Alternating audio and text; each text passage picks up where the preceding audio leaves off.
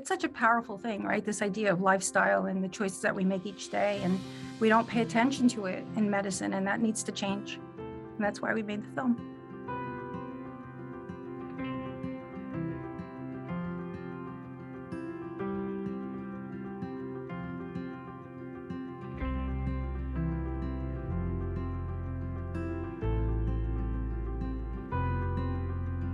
I was diagnosed with MS in 1995.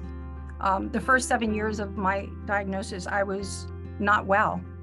At one point, I was taking 12 medicines, having significant side effects, and the disease was progressing. And then in 2003, I came across, by chance, an article that discussed this connection between diet and MS. And it put me on this trail to try to understand this.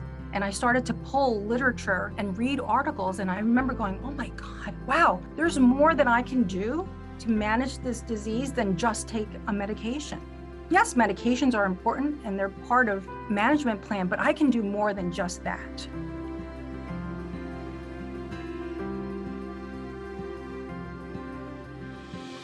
At that point, I could barely get onto a stationary bike and pedal more than a minute or two.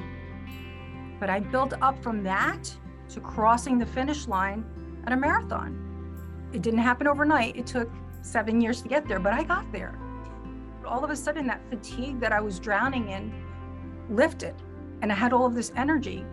This is something that I have to speak to. I lectured, I wrote articles, I wrote a book, all of those things. And what other medium can I utilize that is going to reach an audience?